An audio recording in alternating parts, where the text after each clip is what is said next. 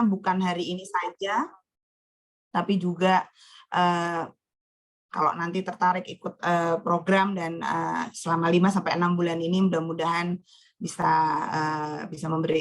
mendapatkan yang diharapkan. Nah, mungkin kalau bekalnya nanti kita dapat dari expert, nanti saya boleh ikutan supaya bisa dapat ilmu lagi dari expert-expert yang sangat menarik nih soalnya, karena kendala masalah hukum, kemudian formalnya, terus kemudian kalau kita mau berjejaring kan memang harus lebih luas ekosistemnya ya, lebih luas, mainnya lebih jauh gitu. Nah ini main di sini aja nih, Coffee Break with Expert sudah dapat 4 expert yang jauh banget nih, nanti kita bisa dapat banyak sekali. Jadi terakhir kami berterima kasih kepada teman-teman yang ikut hari ini, baik itu expertnya yang akan memberikan banyak informasi, kemudian para peserta yang tertarik untuk mengikuti terlibat dalam entrepreneur development. Mudah-mudahan bisa memberikan manfaat dan kita terus bisa berkolaborasi untuk memajukan dunia usaha di Indonesia. Demikian, dengan mengucapkan bismillah, acaranya bisa dimulai, Mbak Ayu. Tema hari ini untuk pendanaan legalitas dan omnichannel, mari kita ikuti sama-sama. Demikian, terima kasih. Mohon maaf kalau ada yang kurang berkenan. Wabillahi taufiq wal hidayah. Wassalamualaikum warahmatullahi wabarakatuh. Waalaikumsalam warahmatullahi wabarakatuh. Terima kasih Bu Sari atas penjelasan singkatnya tentang kegiatan Entrepreneur Development 2023, sekaligus membuka secara resmi acara kita pada pagi hari ini. Terima kasih Bu. Jadi kami ingatkan lagi nih kepada teman-teman bahwa kegiatan ngopi pagi atau Coffee Break with Experts pagi ini merupakan kegiatan sosialisasi. Jadi pendaftarannya masih terbuka teman-teman untuk kegiatan Entrepreneur Development 2023. Silakan klik link yang sudah disediakan oleh teman-teman panitia di kolom chat untuk segera mendaftar, yaitu ke bit.ly/entredev 2023. Dan juga teman-teman jangan lupa follow Instagram kami untuk info lebih lanjut, yaitu ke @entredev2023 dan juga di halaman web entredev.id. Baik, kita langsung saja mulai obrolan kita sambil ngopi pagi hari ini. Yang pertama kita mau bahas dulu soal omnichannel nih. Jadi omnichannel ini apa sih gitu? Jadi omnichannel ini adalah integrasi gitu ya, semua saluran penjualan wirausaha baik offline maupun online. Jadi akan ada pengalaman yang berkesan nih untuk para pembeli gitu ya dalam menemukan toko kita gitu, baik secara offline maupun online. Tapi saya tentunya nggak akan sendiri dalam membahas omnichannel. Kita akan ngobrol dengan lebih pengalaman gitu ya. Kita mungkin akan ngobrol dengan ladies first ya, dengan Mbak Nunung selaku CEO dari Smash Hub. Mbak Nunung, boleh dong kita ngobrol. Ini formatnya ngobrol ya teman-teman, jadi tidak akan ada bertele-tele paparan seperti itu. Kita akan ngobrol aja seperti teman ngopi saja seperti itu. Mungkin Mbak Nunung bisa mulai cerita Mbak, omnichannel ini sebenarnya apa sih gitu, dan tantangan dan hambatan apa sih yang dialami oleh wirausaha selama menjalankan omnichannel gitu. Silakan. Oke, siap. Thank you Mbak Ayu. Selamat pagi Bu Sari. Salam dari Mas Lutfi juga. Mohon maaf gak bisa langsung ngobrol di sini. Ya, selamat pagi semuanya, rekan-rekan, para pelaku UMKM. Saya Nunung dari Smash Up Indonesia. Mungkin ya tadi ya mau sedikit sharing terkait omnichannel. Jadi tadi sudah di-mention juga, sudah disampaikan oleh Mbak Ayu sebenarnya omnichannel itu apa sih gitu. Nah, mungkin rekan-rekan UMKM apa ya istilahnya, distribusi produknya atau penjualan produknya ini udah lewat berbagai macam platform ya gitu, mau lewat e-commerce atau lewat marketplace atau bahkan punya sosial media sendiri gitu. Nah, itu mungkin teman-teman aku mau apa ya istilahnya, bilanglah kalau misalkan itu namanya multi channel gitu. Jadi ada multi channel, ada omni channel. Nah, multi channel ini yang tadi ada sosial media, ada website, terus juga ada marketplace. Marketplace ya bisa si hijau, si biru, si oranye. Itu semua marketplace. Dan kalau misalkan rekan-rekan pelaku UMKM ini biasa ya udah satu-satu gitu, yang Instagram adminnya satu, terus yang Shopee atau misalkan yang Tokped tadi atau yang lainnya satu dan sebagainya gitu. Nah, si omnichannel ini mengintegrasikan gitu. Jadi rekan-rekan nggak perlu ribet-ribet naro misalkan satu admin yang fokus ke sosial media aja, satu admin ke website aja. Tapi omnichannel ini menjadikan semuanya bisa terintegrate gitu. Jadi si website, terus si marketplace, terus si sosial media juga bisa dalam satu wadah atau satu dashboard. Nah, banyak banget toolsnya, banyak juga mungkin sering banget di approach atau dihubungi oleh perusahaan omnichannel yang nawarin jasanya atau platformnya untuk bisa mengintegrasikan semuanya gitu. Jadi di situ rekan-rekan bisa ngelihat di satu layar, di satu dashboard pesanan dari mana, terus juga kira-kira stok barangnya berapa. Nah, di situ mungkin nggak perlu lagi nih nge-update stok satu-satu di Shopee, misalkan apa ya istilahnya, ngupdate sekali, terus nanti lupa kalau misalkan di marketplace sebelah ternyata belum diupdate. Nah, itu mungkin salah satu kelebihan dari omnichannel nih, kita bisa lebih kayak langsung blast pesan atau message ke customer kita juga lewat situ gitu. Jadi nggak perlu nih perlu admin satu-satu lagi, udah ada di satu dashboard gitu. Nah, sebenarnya kalau tantangannya apa sih gitu? Yang pertama mungkin yang sering saya dapat dari rekan-rekan UMKM yang pakai omnichannel, mereka ngerasa bahwa ini customer journey-nya nggak kerasa gitu. Dalam artian kayak sekarang kan customer pengennya kayak di-touch langsung ya gitu, secara personal gitu. Tanya istilahnya kebutuhannya apa dan sebagainya. Walaupun memang bisa gitu lewat omnichannel kita blast message atau pesan gitu. Tapi lagi-lagi nih kalau misalkan dari Smeshop sendiri dari awal kita kenalan sama UMKM yang baru merintis ataupun yang mau scale up gitu. Mungkin kebanyakan yang baru merintis ya karena targetnya juga tier 2 dan tier 3 gitu. Kita selalu suggest atau merekomendasikan teman-teman UMKM ini untuk jadi social commerce atau memulai bisnisnya lewat sosial media. Kenapa? Karena personal touch-nya ke customer itu lebih kayak one by one gitu, kayak balesin komen, mau nggak mau ya satu-satu. Tapi itu jadi value sendiri gitu untuk customer. Jadi merasa lebih dekat dengan customer-nya, kayak gitu. Terus di social commerce juga semuanya kita yang atur gitu. Mau ngiklan kita yang set sendiri harganya. Terus kalau misalkan mau bikin campaign atau mau bikin promosi kita sendiri yang atur gitu. Lain lagi kalau di marketplace. Sekarang banyak banget UMKM yang kayaknya ngeluh gitu.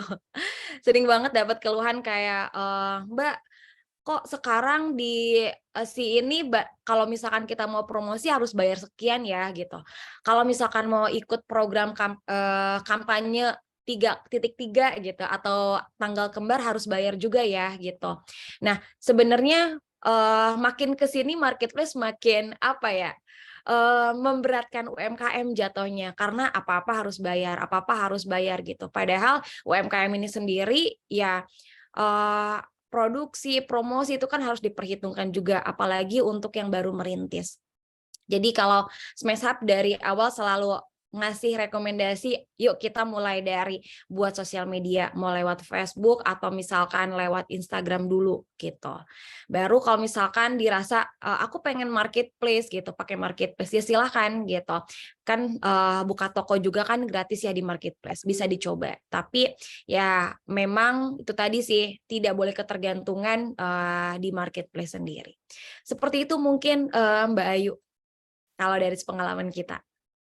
Baik, terima kasih Mbak Nunung nih. Insightful banget nih ternyata walaupun omnichannel tuh membawa banyak keuntungan untuk seller gitu ya. Tapi ternyata ada kendala juga nih bahwa customer journey-nya nggak berasa nih gitu kata pembeli ya, karena sangat involve teknologi ya di situ. Jadi semuanya nggak seperti tidak tersentuh secara langsung gitu tadi bahasanya Mbak Nunung gitu ya. Jadi kalau tips dari Smash Hub tadi memulai dari sosial media ternyata ya Mbak Nunung ya. Ya itu menarik nih. Ini bisa insight buat kita gimana sih caranya biar engage dengan customer supaya lebih akrab gitu bahasanya. Nah baik Mbak, pertanyaan terakhir nih untuk Mbak Nunung. Kira-kira untuk wirausaha yang sudah scale up, itu kan akan berbeda nih sama wirausaha yang baru merintis gitu ya kegiatan omnichannel-nya. Nah kira-kira kalau dari Smash Hub nih, itu hal apa saja sih yang harus diperhatikan oleh teman-teman wirausaha yang sudah scale up gitu, terutama nanti teman-teman wirausaha yang akan mengikuti kegiatan entrepreneur development ini. Boleh cerita sedikit mungkin Mbak Nunung? Oke, siap Mbak Ayu. Nah, mungkin untuk rekan-rekan UMKM yang udah scale up, yang nantinya mungkin bisa nih ikutan apa ya istilahnya kegiatan entrepreneur development ini gitu. Yang pertama mungkin yang memanfaatkan tools atau platform omnichannel itu bisa lebih apa ya istilahnya lebih teliti lagi dengan data yang dimasukkan, terus juga bisa mulai mengolah data yang masuk gitu dalam artian kira-kira demand atau istilahnya dari customer itu seperti apa sih gitu. Mulai diolah data yang didapat dari tadi omnichannel-nya, terus juga apa ya istilahnya terkait data juga ini agak sensitif gitu. Sometimes terjadi mungkin kesalahan atau sebagainya gitu yang dirasa itu bisa fatal gitu. Jadi teman-teman yang memanfaatkan omnichannel platform gitu bisa mulai merapihkan database-nya atau merapihkan data yang didapat, terus diolah lagi bagaimana sih ini ternyata demand-nya, atau misalkan oh ternyata kebanyakan customer kita ini sekali beli, tidak ada yang kembali lagi. Nah, itu kan berarti bisa menjadi insight atau evaluasi untuk bisnis kita. Jadi jangan ngelihat oh ini ternyata banyak ya yang beli gitu, tapi ternyata itu pembeli yang baru semua. Sedangkan pembeli yang sekali yang lama gitu dalam artian kayak mereka nggak balik lagi ke kita. Nah, kenapa sih nggak balik lagi? Nah, mungkin bisa dicari tahu dari data yang ada, yang teman-teman dapat dari omnichannel itu. Seperti itu sih mungkin singkatnya Mbak Ayu. Siap, terima kasih Mbak Nunung. Jadi ini menarik teman-teman, saya pernah dengar kata-kata data is a new gold gitu ya sekarang. Jadi memang data ini penting banget nih dirasa, apalagi di era digitalisasi seperti ini gitu ya untuk perkembangan wirausaha dalam menjalankan bisnis. Karena ternyata tadi Mbak Nunung bilang jadi data ini atau misalnya data customer atau data penjualan seperti itu tuh bisa dirapikan dan diolah nanti untuk teman-teman memprediksi atau memperkirakan nih kira-kira permintaan dari pelanggan yang sudah terjadi beberapa waktu ke belakang itu seperti apa sih gitu. Oh ternyata mereka itu lebih butuh hal-hal tertentu yang akhirnya akan bisa teman-teman optimasikan di masa mendatang gitu. Jadi jangan lupa perhatikan data kalau tadi saya boleh resume dari hasil ngobrol kita dengan Mbak Nunung gitu ya. Jadi biar teman-teman bisnis nggak sekedar bisnis nih, tapi juga ada evaluasi supaya bisnisnya bisa melesat lebih cepat gitu. Mbak Nunung, terima kasih banget insight-nya hari ini. Semoga Smash Hub juga makin lancar dalam mendampingi para wirausaha gitu ya. Saya mau move dulu nih Mbak Ayu. Iya, sama-sama. Saya mau ngobrol lagi nih dengan speaker yang lain, tapi masih dengan topik yang sama nih, masih tentang omnichannel.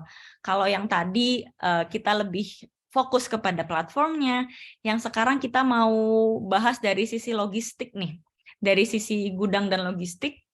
Kita akan ngobrol bersama Mas Daniel Permana selaku VP E-commerce Enablement dari Shipper. Sudah hadir di sini, Mas Daniel mungkin?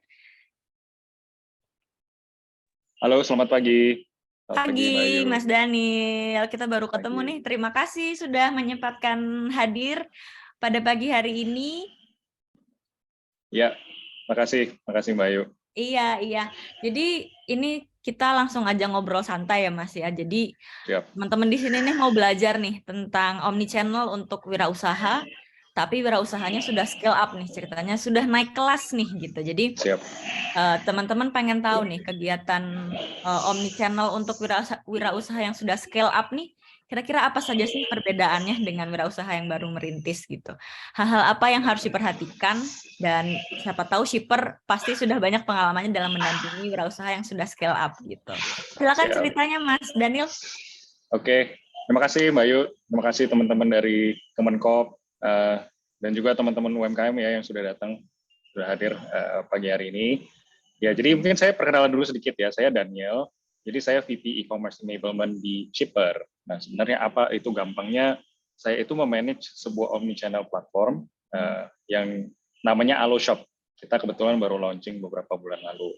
Nah, tadi Mbak Nunung itu udah cerita sedikit tentang omnichannel gitu kan. Nah, kenapa sih kita bikin omnichannel? Kenapa Shipper bikin omnichannel? Ya, ini yang kita mau coba gali juga, ada kaitannya dengan pertanyaan Mbak Ayu tadi. Nah, jadi kalau teman-teman yang sudah dalam posisi scale up, ya, itu saya yakin pasti sudah berjualan di segala macam channel. Ya, tidak mungkin ngomongnya, oh saya spesialis toko hijau. Saya kalau teman-teman yang scale up tuh belum pernah sih ketemu ya. Biasanya pasti dia bilang, oh saya mah buka Pak, kalau bisa di Tokopedia tokonya ada 3 gitu ya. Barangnya sama. Nah, itu nggak boleh ya, by the way ya. Udah mulai ada algoritma untuk membatasi hal itu. Nah, jadi memang kalau teman-teman yang punya ambisi untuk grow gitu ya, pasti akan berusaha sedekat mungkin dengan customer-nya. Nah, kalau online shopping ini kan kita sudah cukup bisa dibilang sudah mulai mature ya fasenya di Indonesia, walaupun mungkin belum se-mature kayak di negara barat, tapi sudah mulai masuk ke fase-fase yang lumayan mature. Nah, jadi kalau mulai bermunculannya marketplace itu di tahun 2010-an sampai saat ini, itu masing-masing toko marketplace sudah mulai membentuk loyalitas buyer base-nya mereka. Gitu. Nah, jadi kalau teman-teman pasti udah mulai tahu gitu, Shopee itu kecenderungannya banyak female buyer gitu ya, pembeli wanita. Kategori yang kuat di situ itu adalah fashion, health and beauty. Sementara kalau Tokopedia itu agak lebih general, terus mungkin teman-teman yang laki-laki gitu ya lebih prefer untuk belanja di Tokopedia. Nah, itu kalau kalian benar-benar perhatiin, kenapa bisa seperti itu? Karena memang the way the platform is built, jadi platformnya itu memang cara engagement-nya dengan bayarnya beda-beda gitu ya. Kalau Shopee itu dia banyak kontennya, lebih banyak video gitu kan. Sementara kalau Tokopedia agak lebih rapi. Nah, kalau laki-laki itu biasa belanjanya lebih oh gue udah tahu nih hari ini mau beli casing HP. Jadi dia langsung cari casing HP, dia beli. Dia pilih barangnya yang dia paling suka, dia langsung beli. Kalau cewek itu biasa ya dia browsing-browsing dulu, dia lihat video dulu kan. Nah, di Shopee, ini lucu nih. Agak lebih impulsif. Nah, jadi apa ya poinnya di situ? Poinnya di situ adalah kita itu jualannya sudah mulai ke orang yang personanya berbeda-beda di masing-masing channel penjualan ini. Ya beda mungkin di tahun 2014-15an gitu kayaknya masih sama-sama aja gitu ya. Orang-orang masih ngejar-ngejar promo semua. Zaman dulu kan masih yang mana yang kasih free ongkir, yang mana yang kasih diskon. Nah, kalau teman-teman perhatiin sekarang diskonnya itu sudah mulai berkurang gitu ya, yang disubsidi oleh platform masing-masing. Sehingga persona-personanya itu semakin kentara. Siapa yang loyal terhadap platform mana? Nah, dan strateginya apa artinya? Nah, buat teman-teman UMKM sekarang harus mulai berpikir untuk nyebar nih jualannya, ya kan? Harus nggak bisa bilang lagi, saya spesialis toko hijau aja. Harus ada keberadaan di masing-masing platform tersebut.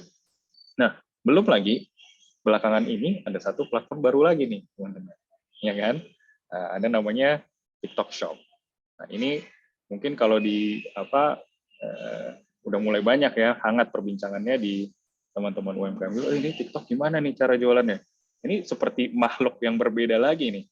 Cara jualannya benar-benar berbeda cara engage-nya kan. Kalau di Tokopedia sama Lazada dan Shopee itu biasa orang ya udah klik aja gitu kan. Saya mau cari skincare. Kalau TikTok itu beda lagi. Jadi dia modelnya harus kita bikin video, ya kan? Terus kita nanti kalau buyer itu dia punya trigger untuk membeli itu lebih impulsif. Ya, jadi kita lebih didorong juga sebagai pelaku usaha itu untuk muter otak untuk gimana caranya kita bisa engage sama buyer kita.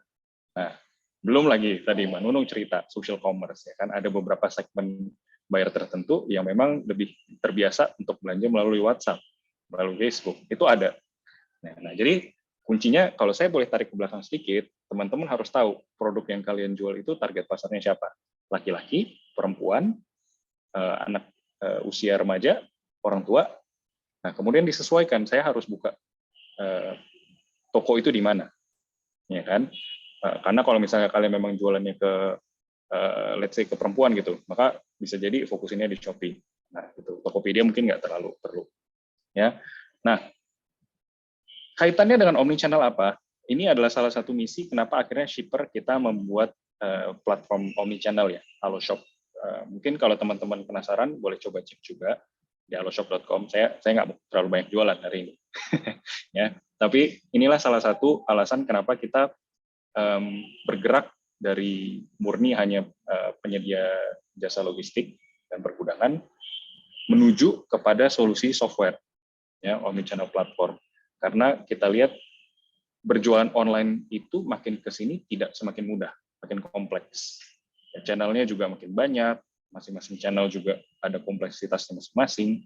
Nah, sehingga kita mau membantu teman-teman pelaku usaha itu operasionalnya kita bikin lebih mudah aja deh, gitu, supaya kalian itu bisa lebih berfokus kepada brand building, ya, untuk memperkuat brand kalian, untuk mikirin produk apa nih selanjutnya yang saya mau jual lagi. Jadi lebih mikir tentang perkembangan bisnis daripada mikirin, aduh admin gua hari ini cuti, atau aduh admin gua hari ini nggak datang ke kantor, gitu kan. Terus atau aduh ini ada toko baru lagi, satu lagi perlu cari admin lagi. Gitu. Nah, dengan adanya omnichannel, ya, kita mau mengurangi kepusingan operasional teman-teman pelaku usaha. Kuncinya apa sih sebenarnya? Kenapa saya perlu omnichannel sebagai pelaku usaha? Ya, yang nomor satu itu adalah karena dengan menggunakan kita punya koneksi API, ya, kalian itu bisa melakukan sinkronasi stok. Untuk let's say kalian ada satu barang, kalian jual di masing-masing banyak channelnya. Barangnya satu. Ya, biasanya kalau teman-teman tanpa omnichannel itu yang mereka lakukan, misal dia punya stok barang 100 nih, jualan masker. Nah, itu dia harus dedikasikan, misalnya 20 taruh di Lazada, 20 taruh di Tokopedia, 20 taruh di Shopee.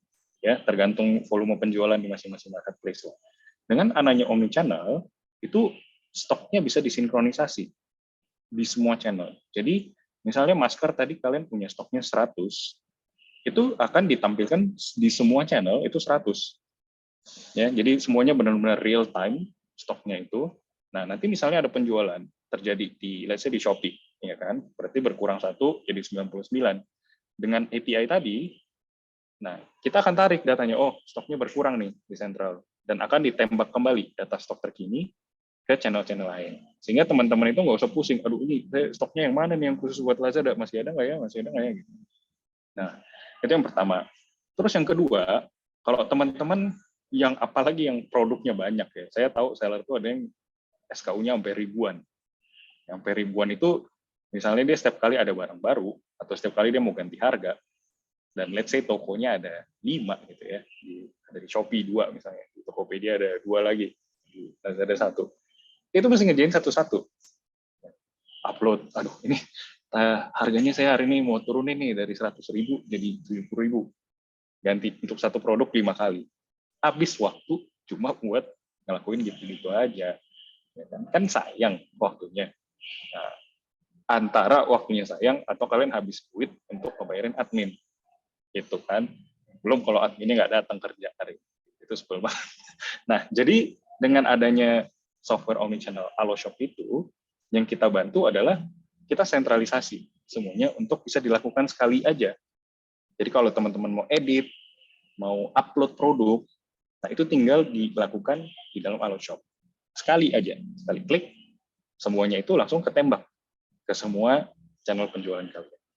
Nah, tujuannya kembali lagi, kalau waktu teman-teman lebih banyak dihabiskan untuk mikirin brand building, mikirin gimana caranya saya bisa pengembangan bisnis, promosi apa yang saya harus bikin, maka itu akan lebih baik untuk berkembang bisnis kalian. Kalau yang masalah operasional, saya sih pikirnya lebih baik diserahkan aja ke teknologi, ya, daripada kalian ribet-ribet mikirin hal-hal yang sebenarnya nggak membuat bisnis tambah berkembang. Satu lagi yang mungkin cukup krusial buat teman-teman adalah kalau jualan online itu walaupun customer experience-nya itu cukup berbeda dari offline, tapi tetap perlu mempertimbangkan pelayanan kepada customer. Makanya kalau di marketplace itu sebenarnya seller rating kalian itu juga dipengaruhi oleh kecepatan kalian membalas chat ke customer. Itu. Terus berapa persen kalian punya pengiriman itu tepat waktu. Itu mempengaruhi seller rating. Dan kalau seller rating kalian jelek, maka barang-barang kalian juga tidak akan didorong oleh algoritma marketplace. Nah, kaitannya apa? Artinya kalian juga harus melakukan pelayanan customer itu yang terbaik. Gitu. Nah, kalau sekarang ya dipikir-pikir, kalian kalau mau balas chat nih, ada customer nanti dari Lazada tiba-tiba muncul, aduh Pak, ini ada warna hitam nggak? Terus tiba-tiba ada Shopee lagi. Pak, ini ada stoknya ready nggak? Gitu. Pertanyaannya ngulang-ngulang lagi, sama aja terus gitu. Pak, ready stock, ready stock, ready stock. Capek, ya. Jadi pusing gitu kalau harus ngebukain chatnya satu-satu di setiap tempat. Apalagi kalian harus balasnya cepat gitu kan, on time. Kalau nggak ratingnya jelek. Nah, kita dari Alloshop juga bantu untuk kalian sentralisasi chat dari semua channel penjualan kalian ke dalam satu window aja, satu jendela. Jadi nggak usah ribet-ribet. Misalnya biasa yang terjadi di lapangan ya sekarang, banyak orang taruh adminnya satu untuk masing-masing toko. Jadi ada adminnya satu buat Lazada, adminnya satu buat Tokopedia, satu buat Shopee, khusus buat ngebalesin chat. Rugi banget ya kan? Masa kita harus ngegaji karyawan cuma buat balas-balasin chat? Nah, kalau pakai Alloshop, kita cukup satu aja karyawan, dia akan bisa lihat semua chat dalam satu jendela supaya nggak usah pusing-pusing gitu ya. Untuk kalau kalian mau ekspansi bisnis, nggak perlu tambah orang satu setiap kali mau ekspansi bisnis. Mungkin dari saya segitu dulu aja sharing-sharingnya. Monggo kalau misalnya ada pertanyaan, silakan Mbak Ayu. Terima kasih. Terima kasih Mas Daniel. Ini saya mendengarkan Mas Daniel berbicara tuh rasanya kalau sebagai seller seperti curhat gitu ya Mas Daniel.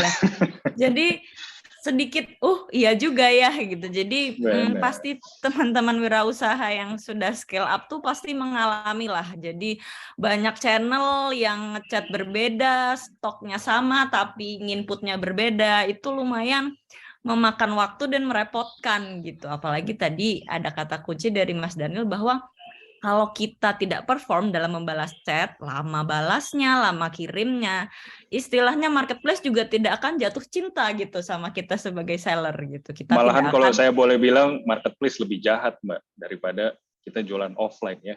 Karena begitu kalau ya, jualan Mas, ya? offline kan nggak ada yang ngeliatin, nggak ada algoritmanya. Kita balas orang, kita pelayanannya secepat apa. Tapi kalau online itu kita dimonitor terus, ada timernya. Ini orang balasnya berapa menit gitu customer. Jadi memang sangat termonitor kita punya performa gitu. Siap. Iya betul banget nih teman-teman. Jadi berjualan online itu tidak sekedar saya sudah onboarding nih ke toko orange, saya sudah onboarding nih ke toko hijau gitu. Tapi ternyata ada tips dan trik khusus nih gimana caranya toko kita itu bisa ada di tingkatan pencarian produk yang teratas gitu. Jadi ibaratnya kita harus pintar-pintar membaca ya algoritmanya marketplace dan juga memberikan servis yang terbaik nih gitu. Jadi pentingnya omnichannel ternyata di situ nih teman-teman. Kalau saya boleh resume dari Mas Daniel tadi bahwa sebagai wirausaha yang mau scale up harusnya energinya terserapnya untuk pengembangan bisnis dan brand aja gitu. Jadi mau kemana tokonya teman-teman, mau menciptakan inovasi apa, mau menciptakan dampak apa, seperti itu. Jadi kalau untuk urusan administrasi dan logistik, baiknya disinkronize aja menggunakan teknologi gitu ya, apalagi Shipper tadi juga sudah memperkenalkan layanannya yang bisa teman-teman pergunakan gitu untuk mempermudah bisnis activity-nya teman-teman sehari-hari gitu. Jadi Nggak perlu ribet lagi tuh balasin chat satu-satu atau update stok satu-satu di marketplace. Dan juga tadi tentang mengoptimalkan channel yang paling efektif, ternyata ini insight menarik teman-teman. Jadi toko oranye, toko hijau, dan toko lain-lain itu sangat terpengaruh dengan customer behavior ternyata. Jadi teman-teman harus bisa membaca nih, kira-kira pembeli kalian itu lebih banyak laki-laki kah atau perempuan kah? Karena ternyata perlakuan atau treatment yang kita dapatkan dari marketplace itu berbeda-beda gitu. Ternyata yang perempuan lebih suka toko orange karena lebih ramai dan lain sebagainya gitu. Semoga ini memberikan insight buat teman-teman yang mungkin masih galau gitu ya. Kenapa ya jualan saya kok tidak kunjung ramai pembelinya? Kenapa ya saya kok sibuk di hal operasional gitu-gitu saja gitu. Semoga cukup membantu teman-teman, dan jika teman-teman mau bertanya tentang omnichannel boleh langsung di kolom chat gitu ya, langsung ditujukan kepada Mbak Nunung atau Mas Daniel yang tadi sudah sharing kepada kita tentang omnichannel gitu. Terima kasih Mas Daniel atas sharingnya. Terima kasih Mbak Ayu. Terima kasih. Oke. Tadi omnichannel kayaknya sudah banyak nih insight yang kita dapat ya teman-teman. Kita sekarang mau ngobrol tentang legalitas usaha dulu nih gitu.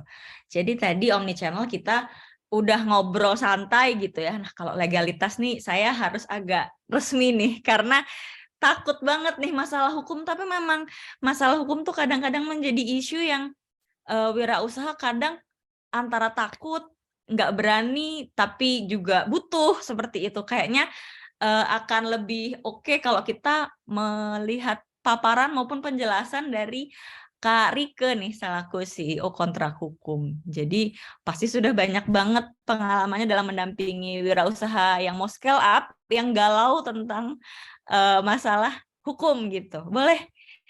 Selamat pagi Mbak Rike, silakan sharingnya. Kita juga menunggu banget nih soal legalitas. Silakan Mbak. Siap-siap Mbak Ayu. Oh, kirain kayak saya jawab, nggak mau ditanya Mbak. Nggak apa-apa sih, terserah. Saya mau nonton paparan boleh kalau soal legal, atau misalnya kita mau tanya jawab atau gimana Mbak? Boleh, kita ngobrol aja biar teman-teman terasa santai. Tapi memang betul kata Mbak Ayu, mungkin saya akan didukung dengan beberapa gambar supaya lebih lively aja, supaya teman-teman juga kalau ketinggalan penjelasannya mungkin bisa mencatat atau screen cap dari gambar. Mungkin gitu aja Mbak Ayu ya. Tapi boleh. diskusinya biar tetap santai aja, nggak apa-apa. Silakan tanya jawab. Cuma nanti mungkin ada tim yang akan bantu untuk tunjukin beberapa gambar atau peraga gitu ya. Baik.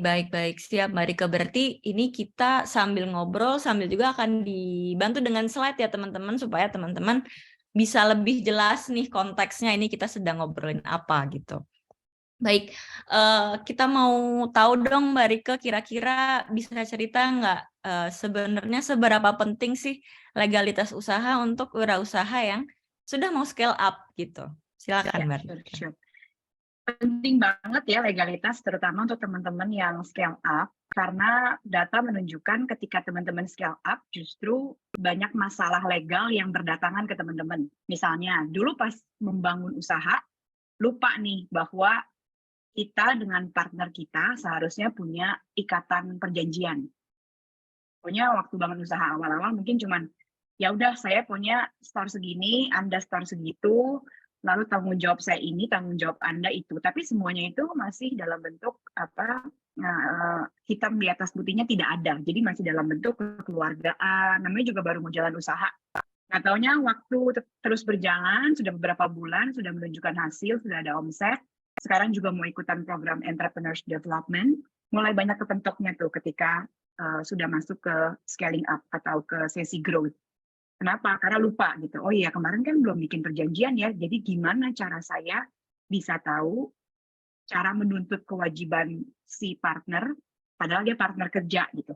Akhirnya lebih banyak rasa nggak enaknya, lebih banyak kayak, aduh nanti aja deh, nanti aja, terus nanti aja, sampai akhirnya mengemuka. Terus data juga menunjukkan ketika di masa-masa Anda scale up, itu masalah-masalah yang sifatnya ternyata haki kita atau merek dagang kita itu tidak sepenuhnya punya kita, karena sudah ada orang lain yang memiliki, atau malah kita yang mendapatkan satu teguran, atau biasanya bentuknya somasi begitu, walaupun dalam bentuknya email atau dalam bentuknya message, bahwa katanya kita memakai merek dagang orang. Karena kita lupa waktu kita mencetuskan sebuah nama, sebuah logo untuk usaha kita, ternyata nama atau logo itu tidak langsung kita miliki ketika kita ciptakan, melainkan harus kita mintakan hak untuk memilikinya ke negara melalui Kementerian Hukum dan HAM, Direktorat Jenderal Kekayaan Intelektual gitu. Jadi merek dagang itu bukan langsung jadi milik kita, kecuali kita memohonkan. Nah, itu masalah-masalah yang akan terjadi ketika scaling up. Terus juga kalau ngomong tentang kita mau mengembangkan usaha lebih lanjut gitu ya, kita akan banyak kepentok ketika kita nggak ngurus izin, atau kita bahkan nggak punya legalitasnya. Sebagai contoh, banyak banget pelaku usaha di masa scaling up datang ke kontrak hukum atau ngajak saya ngobrol secara personal dan mengatakan, aduh, ini ada investor mau masuk, tapi saya belum punya legalitas.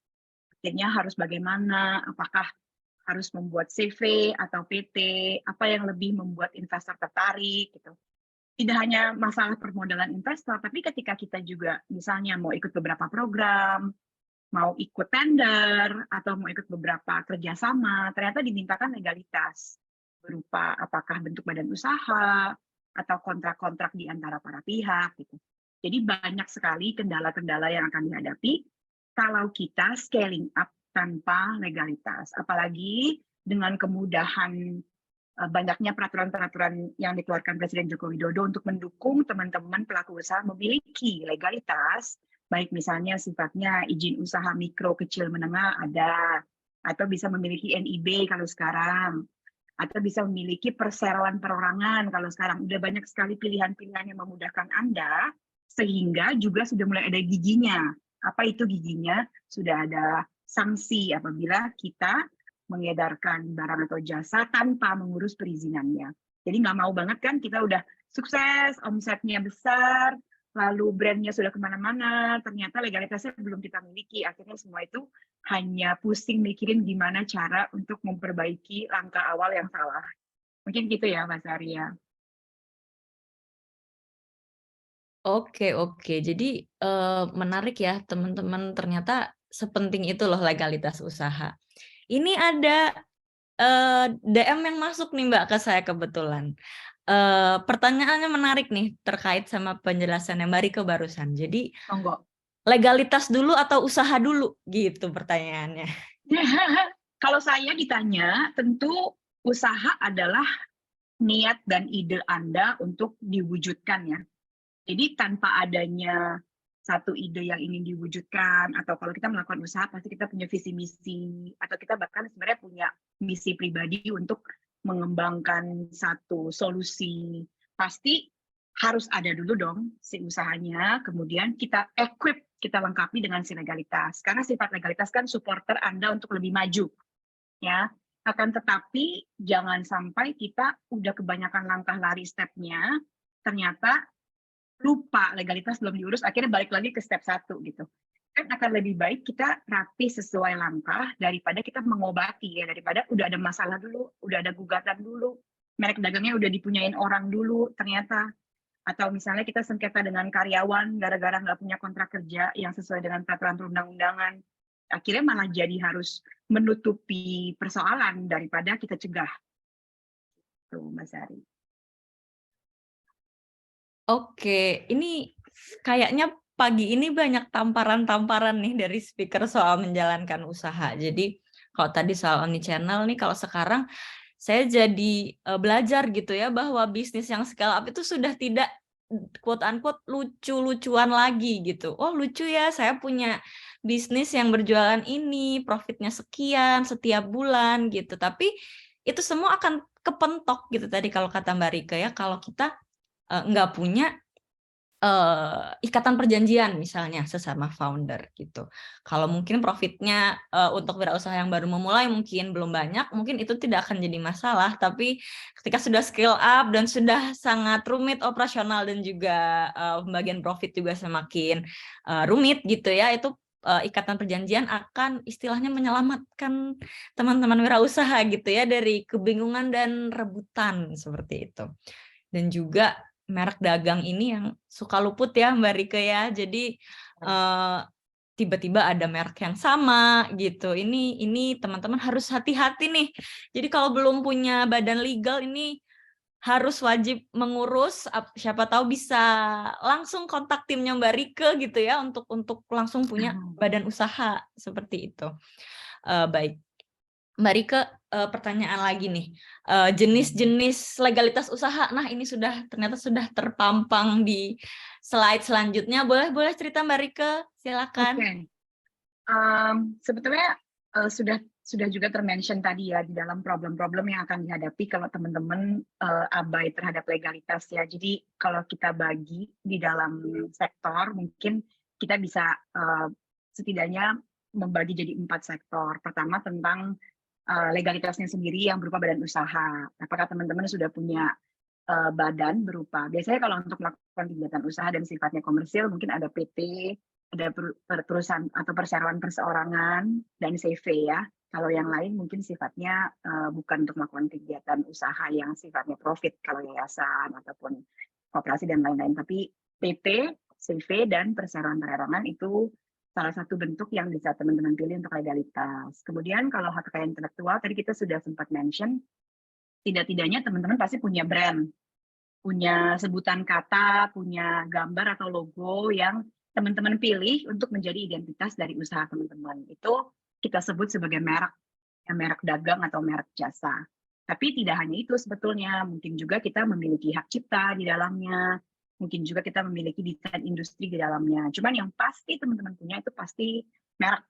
Dan sekali lagi sifat merek kan harus dimintakan perlindungannya dengan dimohonkan kepada DJKI. Jadi tidak otomatis teman-teman dapatkan ketika Anda menciptakan logonya. Jadi ada proses pendaftaran di sana yang harus berlangsung. Izin usaha tadi sudah kita sebutkan juga, teman-teman suka anti punya izin usaha, padahal ya saya suka lihat teman-teman yang justru dapetin kepercayaan pasar lebih karena sudah men-state bahwa sudah memiliki NIB, sudah terdaftar di dalam PIRT, atau bahkan teman-teman yang lebih expand lagi mencoba untuk mendaftarkan BPOM-nya gitu. Jadi izin itu tidak hanya izin dasar, tetapi memang diperlukan izin-izin lanjutan yang memastikan produk teman-teman itu aman untuk dikonsumsi untuk khalayak ramai. Apalagi kalau teman-teman nanti tujuannya untuk pasar ekspor.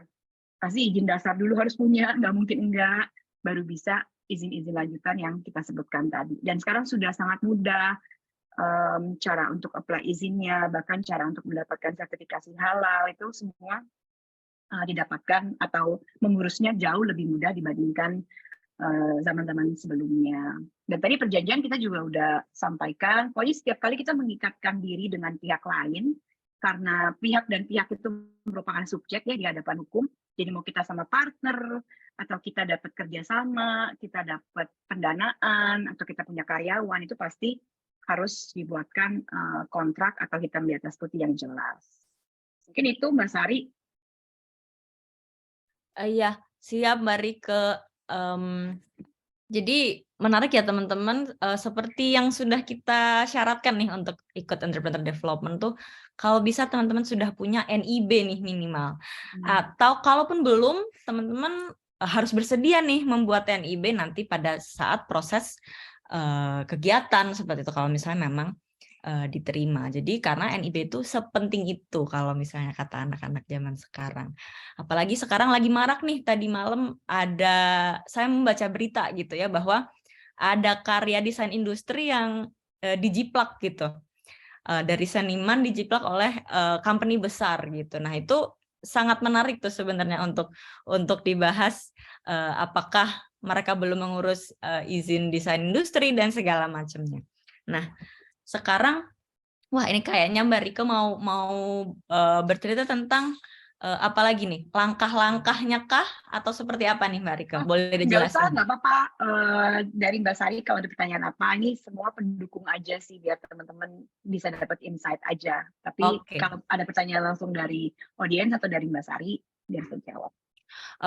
Oke. Mungkin kalau saya langsung kaitkan dengan ini Mbak, tentang sektor bisnis yang nanti akan boleh ikut di entrepreneur development itu kita ada 3 nih Mbak.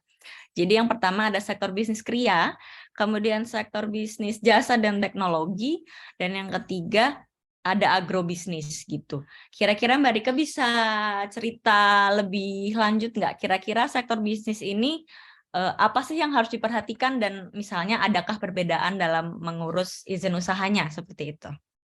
Paling dasar ketika teman-teman belum punya yang paling basic tadi ya yang kita sebutin, ada badan usaha, ada haki, ada perizinan, ada kontrak-kontrak, itu semua harus dilengkapi dulu ya. Nanti kalau mengikuti journey-nya mungkin sekalian yang teman-teman sedang lihat di layar, ketika kita pertama kali masih menjalankan usaha sendirian, mungkin memang masih damai aman tenang ya di sektor bisnisnya teman-teman gitu, yang di kria, di agrobisnis, ataupun di jasa dan digital teknologi. Tapi kalau teman-teman udah mulai punya partner, itu diingat-ingat untuk menyiapkan perjanjian. Kita sebutnya memang di sini adalah founders agreement ya, atau perjanjian di antara para pendirinya. Tapi kalau tidak mau terlalu pusing jenis-jenis perjanjian ya, basically setiap kali Anda punya kerjasama dengan pihak kedua ya Anda harus mengikatkan diri supaya jelas apa hak dan kewajibannya. Saya suka cerita karena ini merupakan inspirasi dari kisah-kisah nyata yang memang datang terus-menerus di kontrak hukum atau ke saya pribadi ya. Jadi ketika kita partneran tapi nggak jelas hitam di atas putihnya, yang agak tuh ada hal partner kita nggak ngelakuin yang dijanjiin. Tapi gimana ya saya nagihnya gitu. Akhirnya jadi cuma rasa-rasa nggak enak gitu. Atau ada kejadian di mana di antara partner ternyata komitmen mau bangun usaha ini tidak-tidaknya sampai mencapai omset sekian. Tidak berdasarkan waktu. Kemudian tidak juga membuat perjanjian. Ternyata seiring berjalan waktu tidak tercapai-capai omsetnya gitu, sehingga salah satu dari mereka ingin mundur karena punya pilihan yang lebih baik di luar. Nah, bagaimana cara dissolve-nya? Gimana cara, apakah yang satu yang masih mau menjalankan akan boleh tetap menjalankan dengan nama merek yang sama, atau bagaimana cara mereka membagi apa yang sudah berjalan selama ini dan menjadi hak dari orang yang mau keluar gitu. Itu semuanya jadi problem di akhir-akhir karena di depannya tidak dibuatkan secara jelas. Kan sebenarnya tujuan dari kontrak itu mengantisipasi. Kira-kira bisa terjadi apa ya nanti? Kalau sampai itu terjadi, yuk dari sekarang kita atur dulu. Gitu. Kalau tidak kejadian ya, syukur alhamdulillah puji Tuhan. Tapi kalau sampai kejadian, tidak-tidak kita sudah prediksikan dan sudah atur caranya. Nah, terus berikutnya juga teman-teman mungkin suka bingung apakah harus punya badan usaha dulu atau punya haki dulu. Tapi it's very logical. Teman-teman pasti sudah punya brand, sudah punya nama atau logo. Yang kedua, logicalnya adalah haki itu bisa didaftar atas nama pribadi atau orang perseorangan secara bersama-sama. Artinya nggak nunggu punya badan usaha atau badan hukum, teman-teman bisa daftar haki, ya daftarkan dulu. Karena proses tunggu dari pendaftaran haki kan bisa 8 bulan ya, untuk dapat sertifikatnya. Sementara Anda baru betul-betul sah memiliki hak merek tersebut ketika dapat sertifikat. Gitu. Jadi kita mohonkan dulu. Apalagi sekarang semakin banyak orang yang sadar haki, permohonan untuk pendaftaran haki semakin tebal. Jadi semakin banyak tantangan kalau kita mau mendaftarkan sebuah nama untuk kelas suatu barang atau jasa. Jangan-jangan udah ada orang yang menyerupai merek dagang kita, udah daftar duluan. Udah pasti secara hukum dia yang lebih punya hak untuk diberikan atau dikabulkan permohonannya. Jadi main cepet-cepetan kalau daftar haki itu. Dan masalah sama ini tuh nggak cuma sama plek-plek, tapi misalnya sama bunyi, sama kalau walaupun tulisannya beda, tapi diucapkan secara sama. Itu kadang-kadang bisa jadi penghalang untuk pendaftaran haki kita. Makanya cepet-cepetan haki dulu, baru legalitasnya tadi, apakah PT atau CV atau perorangan yang lebih cocok untuk teman-teman sesuai klasifikasinya. Baru kita ngomongin operasional, kita siapkan kontrak-kontraknya, tentu di masing-masing bidang berbeda-beda, yang kria berbeda, yang agro berbeda, yang digital mungkin lebih banyak untuk bermain di terms and condition platform. Karena kan sekarang kontrak sudah bisa digital ya, ketika kita masuk ke aplikasi, kita download kan suka ada, tolong dibaca dulu, terus kemudian kita centang. Itu kan bentuk kontrak juga antara kita sebagai pemilik platform dengan usernya. Itu mungkin yang digital lebih banyak di sana, baru ntar akhirnya ada pendanaan, kita akan bicara tentang fundraising. Mungkin nanti akan disampaikan pembicara yang berikutnya ya untuk fundraising. Baik, Mbak Rike. Ini saya ngecek kolom chat nih Mbak Rike, ini banyak sekali langsung tiba-tiba pertanyaan berdatangan gitu ya, karena emang sepertinya masalah legalitas itu adalah masalah yang banyak dialami, tapi kita nggak tahu nih mau bertanya ke siapa kalau bukan ke expert, apalagi di kesempatan kali ini nih. Mumpung gratis teman-teman, kita bertanya nih sebanyak-banyaknya ke Mbak Rike nih. Ini ada 4 pertanyaan Mbak Rike, nanti Ayu akan bacakan satu persatu. Kalau memang agak redundant dengan penjelasan Mbak Rike tadi, bisa dipersingkat aja jawabnya, nggak apa-apa, karena kayaknya tadi ini sudah terbahas sedikit sih sama Mbak Rike di awal gitu. Saya langsung bacakan pertanyaannya aja ya Mbak, biar seru nih mumpung diskusinya sedang berjalan. Yang pertama dari Kak Nasrullah Aziz, Mbak Rike kasih tips dong bagaimana cara menegur partner yang belum maksimal karena kontrak kerja belum dibuat. Nah ini gimana Mbak Rike? Gimana Ya, nih kalau belum ada kontrak kerjanya? Makanya saran kita kan justru tadi lebih preventif, dibuat dulu sebelum ada kejadiannya. Ternyata sudah ada contoh nih dari teman kita, nggak buat kontrak, akhirnya bingung bagaimana cara menegurnya. Mau tidak mau, karena tidak ada hitam di atas putih, ya harus dibicarakan, dipanggil, kemudian dinyatakan. Kan ketika Anda bilang kontrak kerja, berarti ada setidak-tidaknya tanggal tertentu yang berulang di mana Anda atau usaha Anda melakukan pembayaran kepada dia. Jadi walaupun tidak ada kontrak kerja, tapi ada sebuah praktik di mana Anda menyerahkan pembayaran kepada dia sebagai yang kita kenal biasanya kan sebagai gaji gitu. Ya, jadi supaya kalimatnya tidak terlalu ribet, walaupun tidak ada kontrak kerja, pasti ada tindakan-tindakan yang menunjukkan bahwa ada hubungan antara Anda dengan dia. Misalnya, ada tanggal-tanggal tertentu di setiap bulan, Anda membayarkan sejumlah uang. Nah, itu bisa jadi salah satu dasar yang menunjukkan adanya hubungan antara Anda dengan dia, yaitu hubungan kerja. Tapi kalau itu juga nggak ada, ya harus cari pembuktian lain bahwa dia memang memiliki hubungan kerja dengan Anda. Apakah ada misalnya semacam pembagian KPI, kemudian sempat ditandatangani, atau ada momen di mana Anda merecord meeting-meeting ketika berdua dan membagi tugas dan kewajibannya gitu. Karena hukum tuh pada akhirnya adalah persoalan membuktikan. Karena kayak tadi kita, kenapa merek harus punya sertifikat, kenapa harus ada kontrak, itu soal membuktikan siapa yang berhak dan siapa yang wajib. Nah, kalau si kontrak yang nggak ada kan mesti cari secara praktek apa. Nah, kalau sudah ada si pembuktian-pembuktian itu, ajak dia bicara, sampaikan bahwa kemarin dalam kesempatan ini Anda harusnya mencapai ini, tapi sekarang nggak tercapai. Bagaimana kita bisa di-solve atau ada solusi lain? Baru sudah belajar bahwa harus ada pembuktian, sudah belajar bahwa harus ada hitam di atas putih, di sesi itu ya Anda record, Anda buat berita acaranya, apa yang disepakati di sana, ditandatangani oleh para pihak, akhirnya jadi punya dasar, walaupun terlambat di depannya. Semoga menjawab. Baik, terima kasih Mbak Rike. Kayaknya harusnya cukup jelas nih untuk Mas Nasrullah, karena kalau nggak ada kontrak kerja berarti kita harus rajin-rajin mencari pembuktian gitu ya. Pembuktian kita pernah tanda tangan apa atau sepakat apa walaupun tidak tertulis, tapi itu bisa digunakan sebagai bukti sementara ketika kontrak kerja belum dibuat gitu.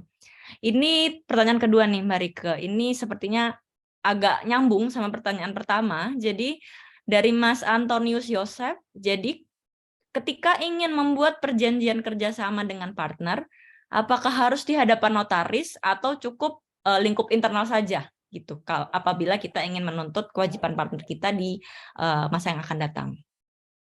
Ya, jadi sebetulnya bikin perjanjian itu di antara para pihak ya. Pasal 1338 KUH Perdata mengatakan kalau sudah disepakati di antara para pihak, itu sudah menjadi undang-undang untuk para pihak tersebut. Ya, tanpa ada perlu kehadiran pihak ketiga untuk menyaksikan, ketika itu disepakati, sepakat kan dinyatakan dengan misalnya tanda tangan ya di surat kontrak tersebut. Itu sudah menjadi kuat, sudah menjadi hidup si perjanjian tersebut, sudah menjadi resmi. Ya, akan tetapi banyak pihak yang kemudian ingin punya saksi gitu, ingin punya pihak ketiga untuk lebih melegitimasi lagi gitu, sehingga para pihak sepakat untuk dilakukan di hadapan notaris gitu. Jadi fungsi notaris di sana lebih kepada menyaksikan. Makanya akte notaris disampaikan bahwa pada hari ini di hadapan saya di notaris. Jadi lebih kepada menyaksikan bahwa itu betul ada para pihak hadir dan tanda tangan, supaya tidak menyaksikan di kemudian hari. Gitu. Tapi tidak membuat, kalau kita nggak notaris, tidak membuat perjanjiannya jadi tidak resmi, tidak. Karena again, si perjanjian itu sudah di antara dua pihak, ketika dia sepakat, dia bubuhkan tanda tangan, itu perjanjiannya sudah hidup. Ya, ke notaris hanya untuk semakin menguatkan. Semoga terjawab. Baik, terima kasih Mbak Rike. Semoga menjawab ya Kak Antoni. Jadi notaris ini sebagai saksi istilahnya perjanjian di antara partner. Dua lagi boleh ya Mbak Rike ya? Tanggung. Saya boleh, tapi kasih yang lain nggak sih kelamaan pembicara yang lain atau apa gitu? Minta maaf. Iya, mungkin singkat aja nih, langsung saya bacakan dua-duanya aja ya mungkin. Jadi yang pertama dari Mas Asriansyah. Apakah kalau kita punya logo dan brand yang didaftarkan ke Haki salah satunya atau dua-duanya? Itu pertanyaan pertama. Yang kedua, ini menarik nih. Kak, kalau partnernya pasangan sendiri, harus dibikin perjanjian atau tidak? Silakan, Mbak Rike. Oke, yang pertama berarti tentang merek ya. Yang merek, sebetulnya tergantung Anda mau akan menggunakan logo itu atau tidak. Karena kan tujuan dari perlindungan merek itu adalah ketika Anda gunakan itu sebagai identitas dari barang Anda, kemudian Anda pasarkan ke khalayak ramai, Anda punya perlindungan. Ya bener loh, itu identitasnya saya gitu. Jadi kalau misalnya punya dua logo, tapi logo yang ini kayaknya nggak akan dipakai, ya karena dalam setiap permohonan merek itu mengandung PNBP ya, penerimaan negara bukan pajak, tentu kalau Anda masih fokusnya adalah di penghematan budget, ya sebaiknya dipilih di antara logo ini. Karena nggak bisa itu dua logo barengan, terus didaftarkan dalam satu filing. Karena akan menyebabkan logo itu harus selalu bersama-sama, nggak bisa terpisah. Tapi kalau Anda sudah punya gambaran bahwa, oh ya, logonya nanti akan saya pakai nih, karena bidang usaha saya agak banyak nih. Walaupun ada krianya, tapi nanti saya mau create, ada mungkin F&B-nya, ada mungkin merchandise-nya, ada mungkin apanya. Nah, masing-masing dari si bidang usaha itu di dalam pendaftaran merek dimasukkan ke dalam kelas. Jadi kelas berbeda-beda. Kayak kontrak hukum gitu ya. Ada konsultasinya, ada jasa legalnya, tetapi juga ada platformnya, juga ada edukasinya. Nah, itu kelas-kelas yang berbeda-beda. Jadi nggak satu logo didaftar cuma satu kelas. Satu logo didaftar di masing-masing kelas yang akan digunakan sebagai bidang usaha kita. Nah, jadi kalau udah tahu bahwa oh ini logo yang satu mau saya pakai buat ini, atau logo yang ini saya mau pakai buat ini, ya boleh didaftarkan di dalam dua permohonan berbeda.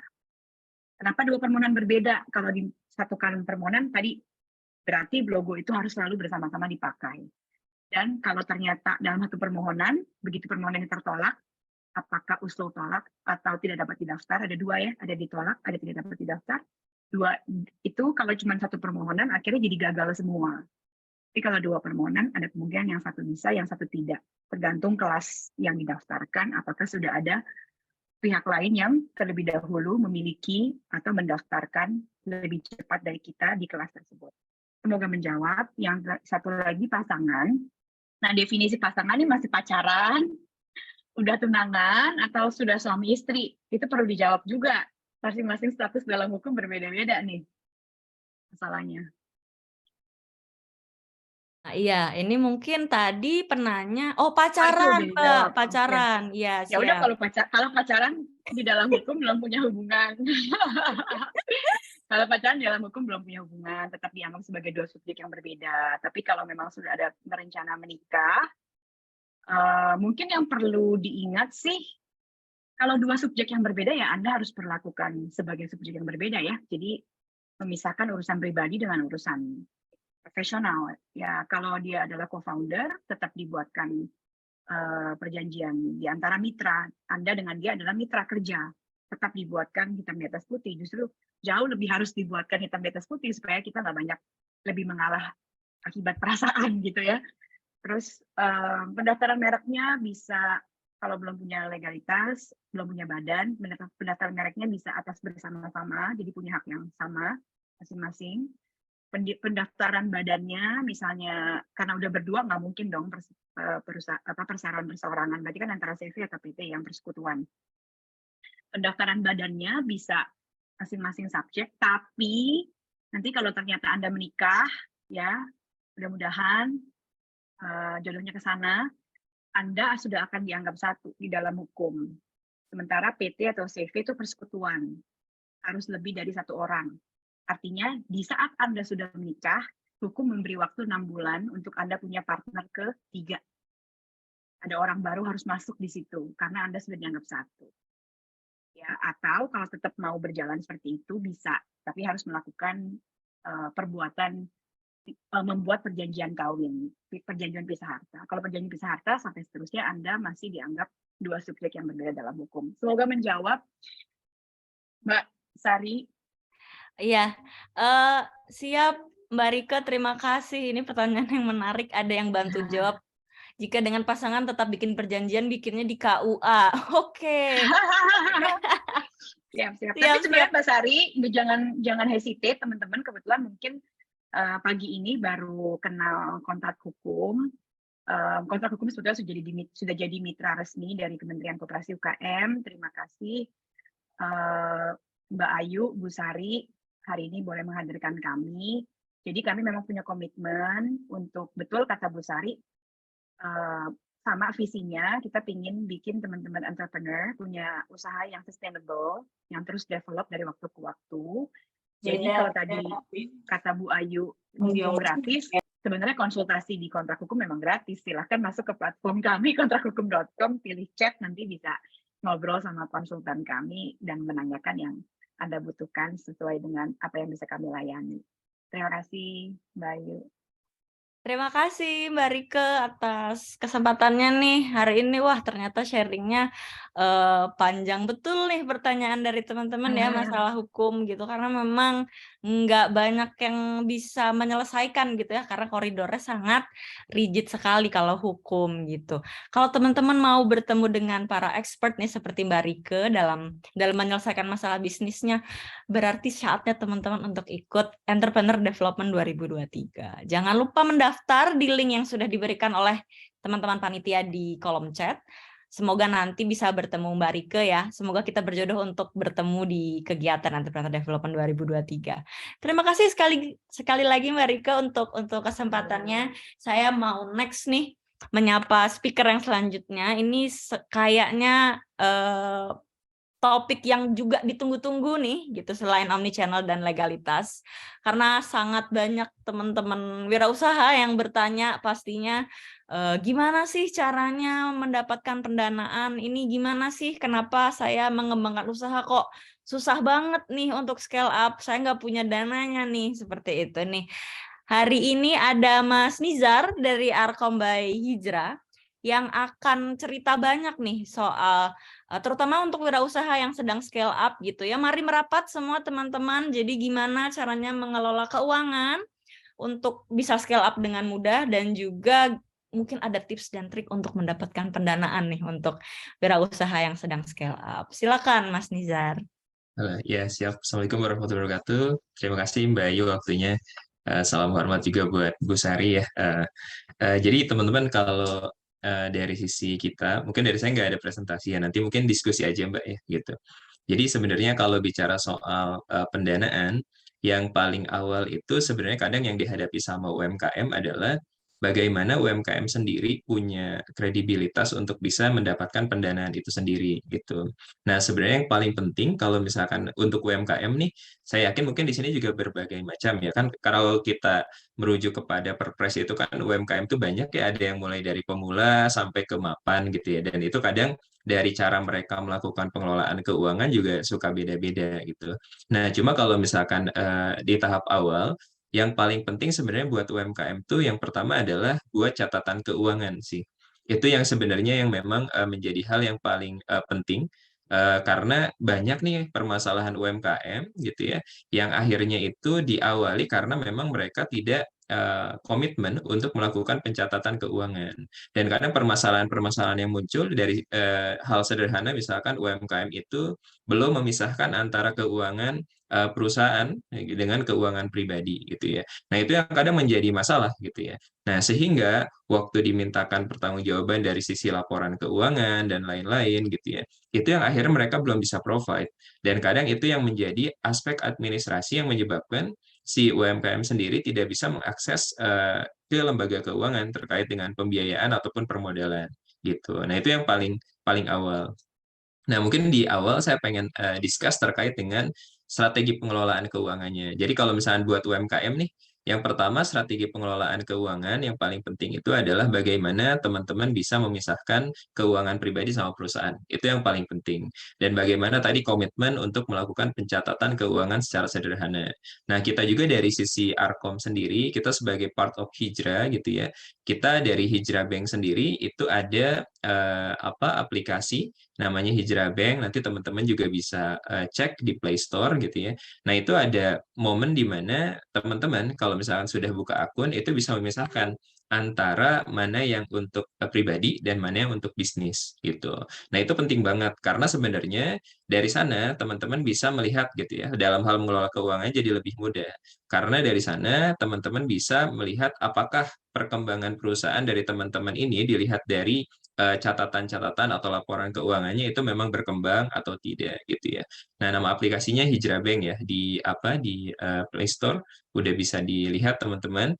Jadi di Hijrah Bank ini teman-teman bisa memisahkan. Pertama untuk keuangan pribadi nanti akan ada box namanya Hijrah Box yang untuk memisahkan. Misalkan keuangan pribadi pun bisa dipisah lagi tuh.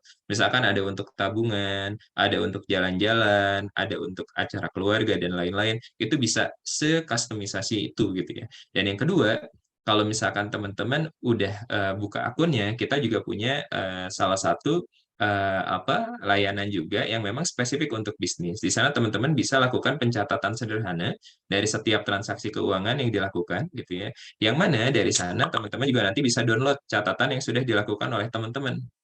Nah, sehingga catatan itu sebenarnya bisa menjadi salah satu dasar untuk teman-teman nanti membuat laporan atau catatan yang lebih proper, yang lebih baik gitu ya. Itu salah satunya. Jadi kalau untuk yang masih skala kecil, mulailah dengan membuat komitmen untuk melakukan pencatatan. Sesederhana apapun, catatan itu akan berguna. Nah, terus tadi agak nyambung sedikit sebenarnya sama omnichannel. Kita kemarin baru aja dari kita kan Arkom dari bagian dari Hijrah ya. Hijrah ini kan memang lembaga keuangan. Nah, kita baru aja ada beberapa nasabah kita gitu ya, yang itu sebenarnya mereka akhirnya dapat pembiayaan. Kenapa? Karena mereka bisa melakukan pencatatan keuangan secara terintegrasi dan semua aspek transaksinya itu bisa tercatat dan bisa terikat gitu ya, karena mereka menggunakan omnichannel tadi gitu. Nah, jadi sangat diperlukan nih. Jadi kayak misalkan mereka punya transaksi di beberapa e-commerce gitu ya, dan akhirnya semua transaksi yang terjadi di beberapa e-commerce itu semuanya tercatat transaksinya di dalam aplikasi omnichannel tertentu gitu ya. Baik itu tadi yang udah disampaikan sama teman-teman narasumber lain gitu ataupun aplikasi yang lain. Gitu ya. Nah, setelah itu akhirnya kita bisa melakukan apa? Analisa di sana. Nah, ini kan hal sederhana dengan memanfaatkan omnichannel, dengan melakukan pencatatan keuangan sederhana, itu yang akhirnya memudahkan akses pembiayaan menjadi lebih baik gitu ya. Karena teman-teman sudah memenuhi syarat administrasi yang biasanya ini diminta oleh pihak perbankan atau lembaga keuangan gitu. Nah, kan salah satu kalau misalnya teman-teman mau mengakses pendanaan ke lembaga keuangan gitu ya, yang paling penting itu adalah bagaimana teman-teman bisa menjadi bankable gitu ya. Bankable dulu itu adalah based on administration-nya dulu tuh. Yang pertama tadi, penting banget teman-teman nih tadi kalau misalkan secara legalitas dan lain-lain itu belum firm gitu ya, belum clear gitu ya. Bisa tuh nanti konsultasi sama kontrak hukum gitu gimana agar legalitasnya bisa diurus dengan baik. Meskipun perorangan kan harus tetap ada NIB-nya dan lain-lain. Nah, kadang banyak UMKM yang perorangan dan lain-lain itu nggak bisa akses karena permasalahan administrasinya dulu. Jadi sebenarnya narasumber yang hadir di sini tuh itu tuh adalah langkah awal di hulunya gitu ya, di mana semua administrasinya harus jalan hingga akhirnya saat teman-teman sudah bisa menjadi UMKM yang bankable gitu ya, visible dan bankable, itu akhirnya bisa mengajukan pembiayaan atau mengajukan permodalan. Itu kalau dari perspektif lembaga keuangan. Jadi yang pertama harus dirapihkan dari sisi catatan keuangan, ya. Dan bahkan kalau teman-teman sudah mencatat keuangan secara sederhana, buat laporan keuangan meskipun in-house, meskipun dibuat secara sederhana. Minimal mencakup laporan keuangan yang bersifat umum, jadi ada balance sheet gitu ya, atau dari sisi neraca gitu. Terus yang kedua dari sisi terkait dengan laporan laba rugi, dan bagaimana teman-teman juga ada laporan terkait dengan cash flow-nya. Itu menurut saya yang paling pertama gitu ya, itu harus ada. Yang kedua adalah tadi, bagaimana teman-teman memenuhi legalitas yang ada. Gitu. Nah, dan pastikan juga kalau teman-teman misalkan memang ingin mengakses layanan keuangan gitu ya, dari sisi teman-temannya sendiri juga bisa lebih proper. Karena saat ini pun kalau memang mau mengakses layanan keuangan atau permodalan, sudah banyak yang disediakan di layanan dalam sektor industrinya financial technology atau fintech. Nah, teman-teman juga harus udah mulai membiasakan diri untuk mendigitalize aktivitas teman-teman gitu. Karena saat teman-teman sudah mendigitalize itu, baik itu tadi menggunakan omnichannel dan lain-lain, catatan keuangan, atau bahkan teman-teman kalau yang punya bisnis misalkan kafe dan lain-lain, coba pakai point of sales misalkan. Nah, dari sana kan laporan keuangannya juga akan tercap semuanya.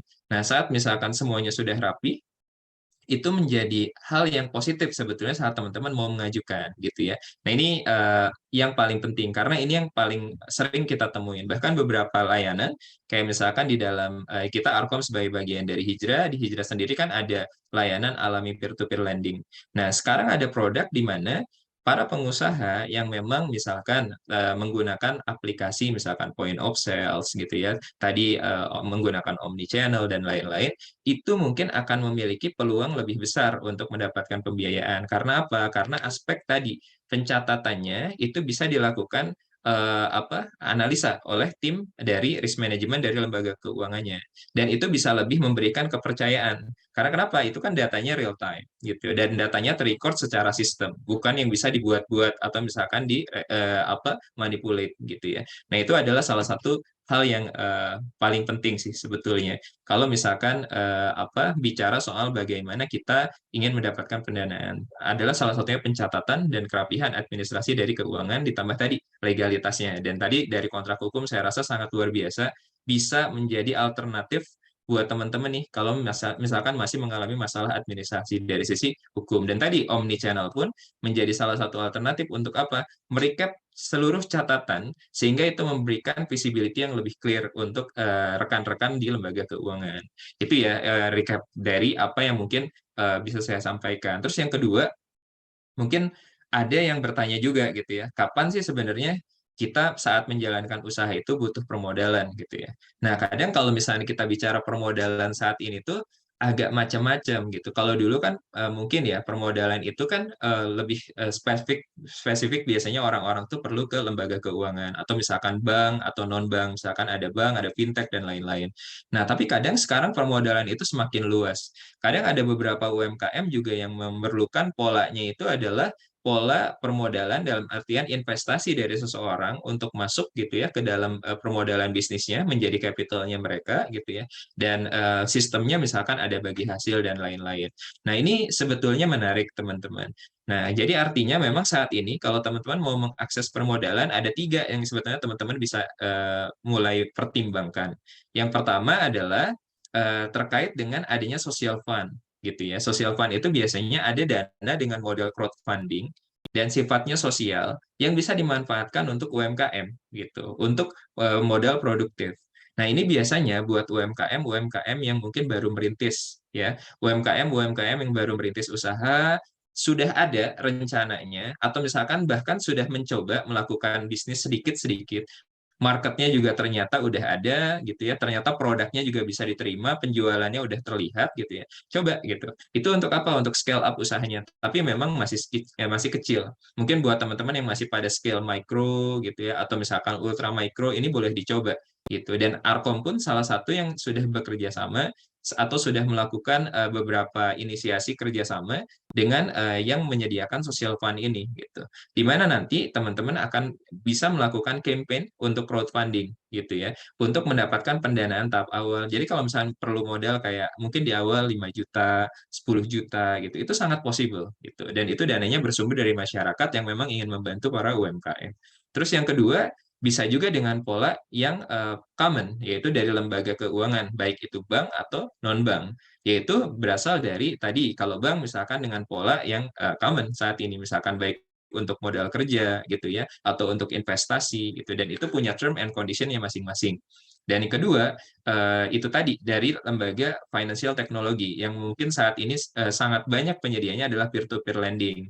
Nah, biasanya kalau peer-to-peer lending ini menyediakan layanan untuk yang sifatnya best project gitu. Jadi kalau misalkan ada kebutuhan untuk memenuhi proyek dari perusahaan A gitu ya. Misalkan melakukan pengadaan barang sekian banyak dan lain-lain, itu bisa ada yang sifatnya itu short term working capital gitu ya. Jadi cuma 3 bulan, 6 bulan. Dan itu pembayarannya kapan? Nanti saat dibayar oleh pihak buhir atau pemberi kerjanya. Itu dan dari sisi kita pun gitu ya di Hijrah atau dari Arkom sendiri kita bisa membantu untuk menyambungkan ke arah sana gitu, menyambungkan ke arah lembaga keuangan yang bisa menyediakan layanan seperti ini, misalkan ke grup kami di Hijrah Bank ataupun di peer-to-peer lending alami gitu ya. Nah, yang ketiga saat ini juga baru berkembang di dunia financial technology itu ada security crowdfunding ya, di mana polanya adalah itu bagaimana gitu ya, itu bagaimana dari company atau misalkan lembaga keuangan itu yang sifatnya menyediakan layanan security crowdfunding itu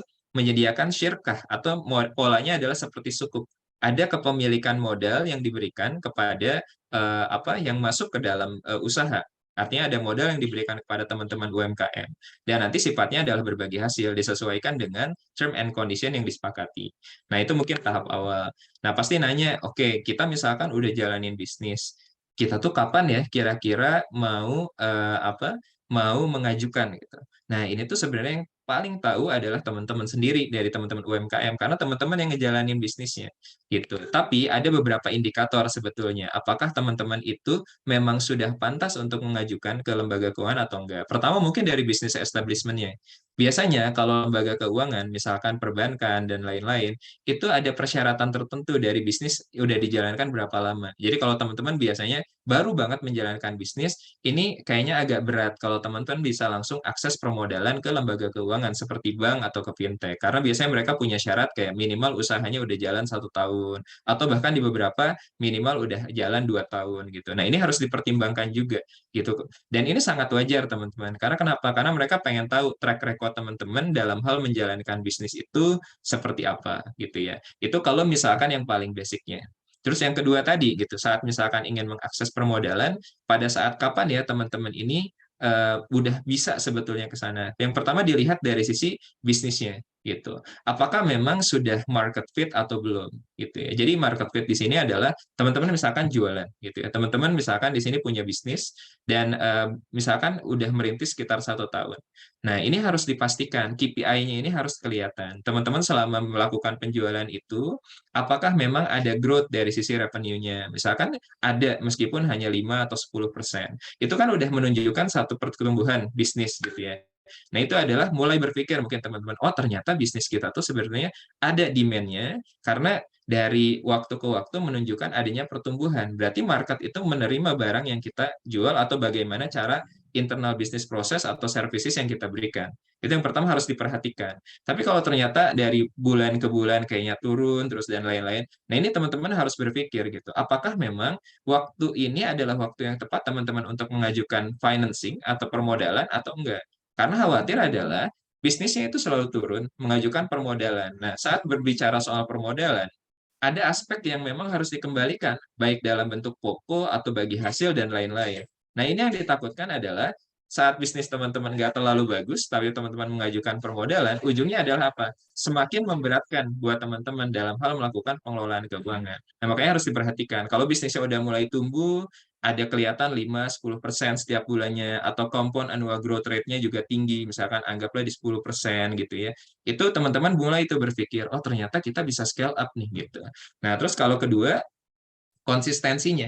Jadi kalau bisa dilihat konsistensinya. Misalnya contoh saat Lebaran tinggi gitu, tapi saat misalkan di luar Lebaran gitu ya, itu nggak terlalu tinggi. Nah ini juga diperhatikan, apakah produk yang memang teman-teman jual ini seasonal atau enggak gitu ya. Itu juga harus diperhatikan karena apa? Cash flow ini yang penting saat nanti teman-teman berhubungan dengan aspek permodalan, baik lembaga keuangan ataupun non lembaga keuangan tadi dengan pola-pola yang lain gitu. Karena itu yang akan menentukan apakah teman-teman punya capacity to pay atau kemampuan membayar atau tidak gitu. Nah, terus dari sisi teman-teman juga memastikan, teman-teman kan pasti punya Instagram, pasti punya TikTok dan lain-lain. Dilihat juga nih bagaimana traction dari sisi brand teman-teman ya. Teman-teman kan punya produk, brandnya itu seperti apa gitu. Apakah sudah menunjukkan adanya terkait dengan brandnya ini benar-benar sudah dikenal oleh halayak umum gitu atau user teman-teman atau belum. Nah, kalau memang dirasa udah oh ternyata udah banyak nih yang kenal dengan brand kita dan kayaknya brand kita juga memang saat ini dari sisi followersnya dan lain-lain udah cukup tinggi. Nah, ini berarti teman-teman bisa melihat bahwa oh ternyata marketnya teman-teman udah semakin besar gitu. Nah, baru teman-teman bisa menentukan sepertinya ini waktu atau momen yang tepat nih untuk mengajukan pembiayaan. Untuk apa? Untuk bisa scale up bisnisnya. Atau bahkan yang sudah bertumbuh untuk bisa menjadi growth lagi dengan pola hyper growth. Misalkan ingin naik 5 kali lipat gitu dari sebelumnya. Atau bisa jadi kalau teman-teman memang sudah kuat secara industri, misalnya teman-teman di fashion. Di fashion tuh pokoknya nama usahanya teman-teman itu udah terkenal banget gitu ya. Nah, itu bisa menjadi salah satu tanda bahwa teman-teman sudah waktunya untuk mengajukan pembiayaan. Karena bisa jadi teman-teman ada rencana buat ekspansi, bahkan ekspor dan lain-lain. Jadi ini dari setiap tahapan itu ada momentum di mana kapan teman-teman bisa mengajukan pembiayaan gitu ya. Nah, itu mungkin yang bisa diperhatikan. Intinya tadi kalau misalkan teman-teman tadi balik lagi usahanya di bidang apa. Kalau misalkan di bidang kriya gitu ya, kerajinan dan lain-lain, fashion dan lain-lain, itu teman-teman misalkan di bidang agri atau misalkan di agri sektor, itu mungkin bisa menggunakan cara yang konvensional dalam artian bisa mengajukan ke lembaga keuangan gitu ya, bisa mengajukan ke sisi lembaga keuangan bank atau non bank itu ke fintech juga bisa misalkan ke kita gitu melalui Arkom kita bisa sambungkan ke lembaga keuangan baik itu ke bank ya ataupun ke peer to peer lending gitu. Nah, terus yang kedua kalau misalkan sifatnya adalah usahanya tadi mungkin kalau Bu Sari bilang kan ada 3 gitu termasuk jasa teknologi gitu. Kadang ada teman-teman yang mungkin membuat usahanya itu agak berbeda nih dengan yang lain. Ada ideation yang ingin solving problem di masyarakat, yaitu dengan membuat satu platform, satu sistem, dan lain-lain. Nah, mungkin ini bisa agak berbeda juga. Gitu. Bisnis modelnya kalau memang dirasa baik, punya bisnis model yang cukup valuable, menyelesaikan permasalahan banyak, bisa juga mencoba untuk masuk ke investor-investor yang saat ini mungkin tertarik gitu. Kalau misalnya sifatnya tadi ada jasa teknologi, teman-teman sebagai startup, bisa juga mungkin mengikuti beberapa pertemuan dengan investor untuk bisa pitching dan lain-lain. Jadi emang banyak alternatifnya gitu ya teman-teman. Mungkin gambaran awalnya sih gitu ya, bagaimana teman-teman dari skala bisnis yang beragam, dari mulai start dan lain-lain, bagaimana agar mendapatkan pendanaan. Jadi itu tadi kalau saya simpulkan, buat satu komitmen agar teman-teman ini bisa menjadi kredibel, visible, bankable gitu ya, apapun itu istilahnya, yang pasti adalah teman-teman menjadi lebih baik atau menjadi naik kelas. Pertama, rapihkan legalitasnya. Yang kedua, buat catatan keuangan dan agar teman-teman bisa betul-betul memberikan laporan yang memberikan trust buat lembaga keuangannya gitu ya. Aplikasi yang digunakan juga sangat mendukung seperti omnichannel application yang juga mungkin bisa dipakai sama teman-teman gitu ya. Itu yang pertama. Terus yang kedua, pastikan teman-teman saat misalkan akan mengajukan itu harus memperhatikan aspek tadi. Apakah bisnis teman-teman memang sudah bertumbuh atau belum?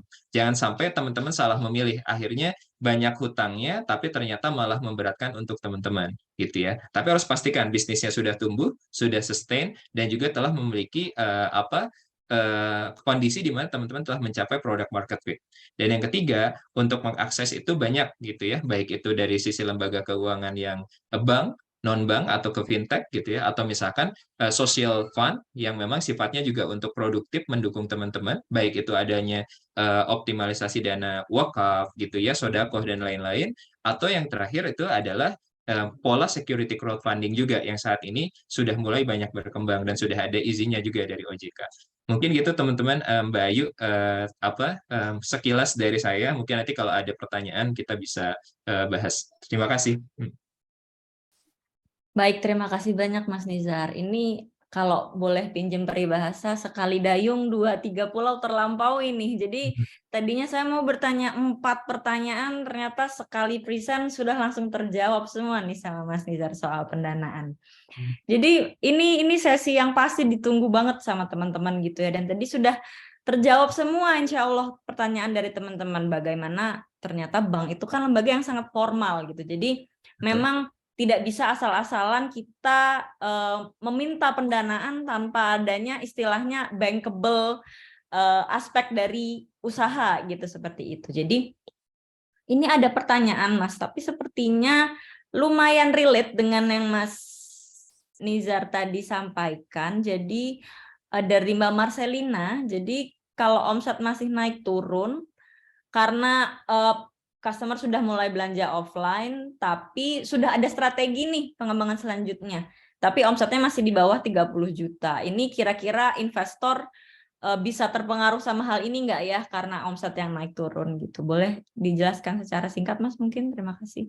Ya, jadi kalau misalkan terkait sama omset naik turun, ini juga harus dilihat ya, produknya atau misalkan services yang dibuat itu bentuknya seperti apa. Pastinya kan kalau itu investor atau misalkan dari sisi lembaga keuangan melihat juga dari sisi produk sama jasanya itu apa. Karena kan biasanya produk ini juga naik turunnya akan kelihatan kok. Kayak misalnya setiap bisnis bisa jadi memang naik turun. Kayak misalnya contoh, ada bisnis yang saat Lebaran itu naik.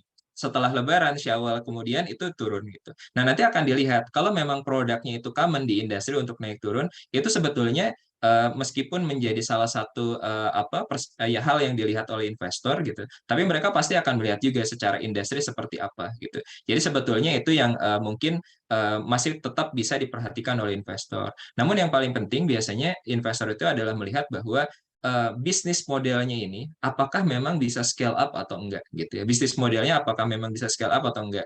Nah, cara untuk melihat apakah ada peluang scale up atau enggak adalah dari apa? Dari potensi marketnya.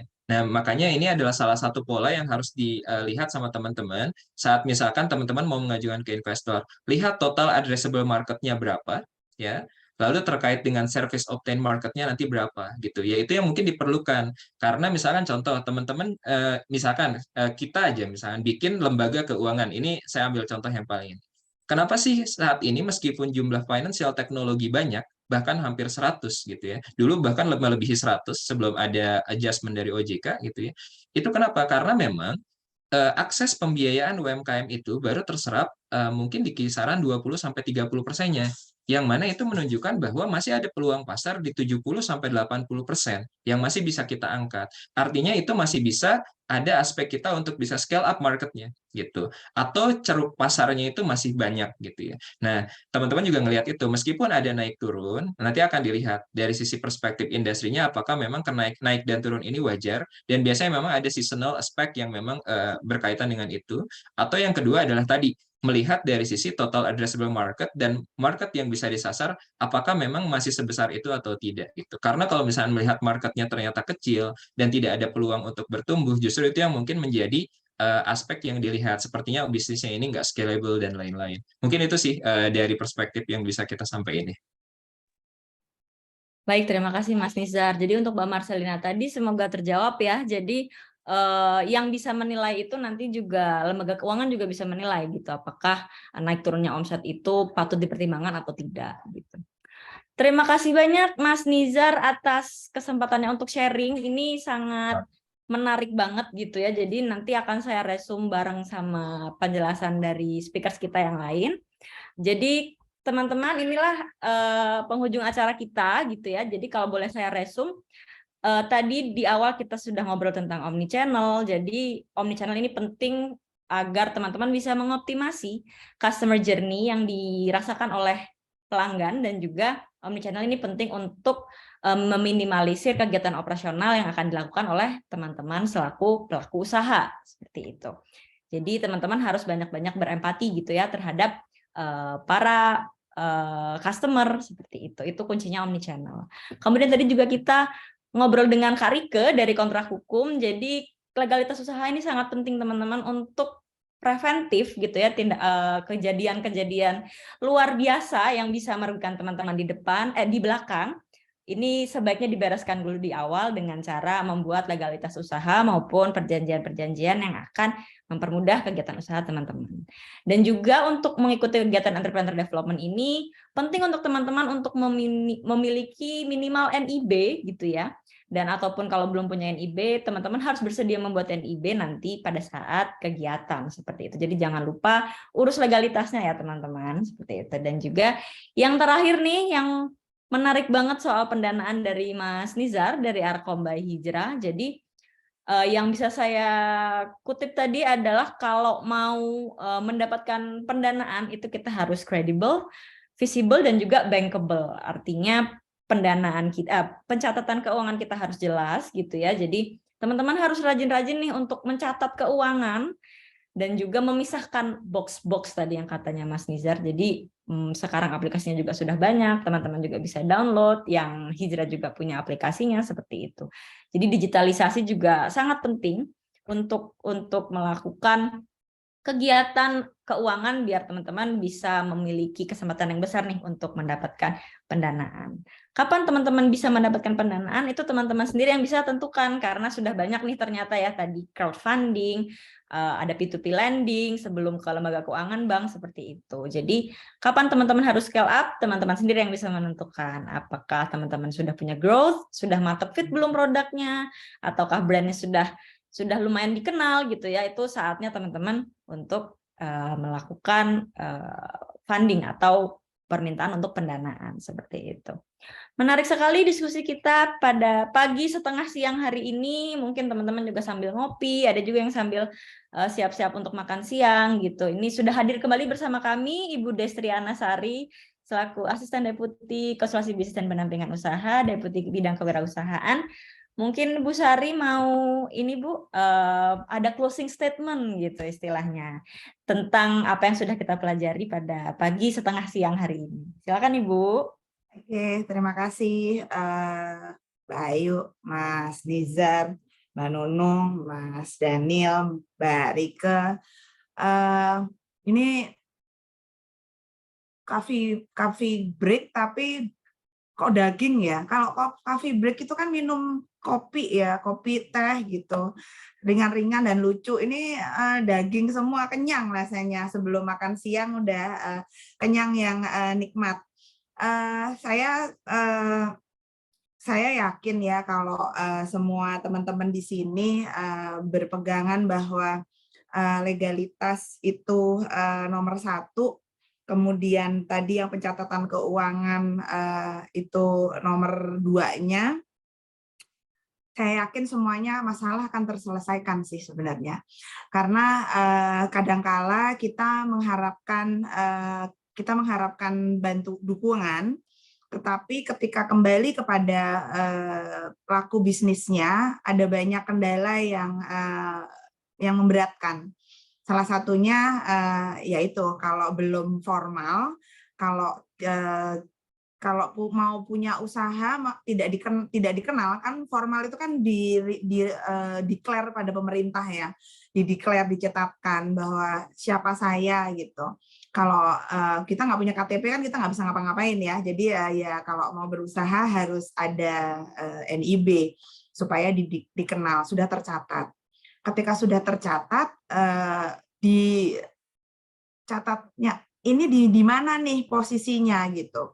Kalau kenapa pelaku usaha dibedakan usaha skala usaha mikro di bawah 2 miliar setahun omsetnya, skala kecil di atas 2 miliar sampai 15 miliar, dan menengah di atas 15 sampai 50 miliar setahun omsetnya. Karena kebutuhannya beda-beda.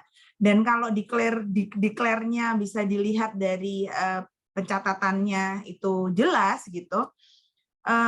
Beberapa teman yang saya ikuti beberapa kali ada coffee break dan momen-momen lain, pembiayaan itu datang sendiri, iya nggak sih Mas Nizar gitu. Kalau bahkan ada GRI ya, kalau sudah global reporting, kalau sudah berbasis itu, kita bisa menganalisa kita skala usaha kita ini dari ujung ke ujung, jadi dari bahan baku, kemudian tenaga kerja, kemudian tidak semuanya dimiliki tapi terkonsolidasi dengan baik rantai nilainya. Itu juga kalau bisa dilihat sama yang mau ngasih modal, siapapun itu, tadi kan ada perbankan, ada security crowdfunding, ada P2P lending, apapun itu gitu.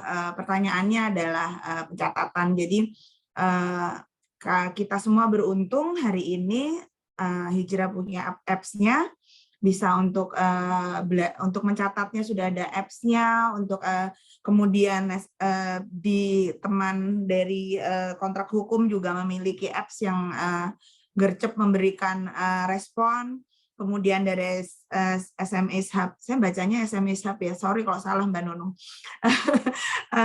Ini juga oke banget gitu, konsolidator, maksudnya connecting the dots-nya udah oke, tapi tetap saya yakin kembali lagi seberapa nggak bisa bilang kamu punya apa, punya banyak gitu, ntar dimarahin tuh sama saya mau ekspor ikan nih gitu. Saya punya ikan nih, berapa banyak? Banyak pokoknya gitu. Nggak bisa begitu ketika ditanya cuma 10 kilo. 10 kilo kalau dimakan sendiri banyak, tapi kalau sudah mau doing business itu bukan, kita tidak bisa bilang lagi banyak. Berarti pencatatan detail realnya itu sangat memudahkan teman-teman semua yang akan membantu, yang akan mengintegrasikan bisnis teman-teman. Nah, kenapa saya ulang-ulang mengintegrasikan? Karena kalau kata dibicara omnichannel, itu tidak bisa sendiri.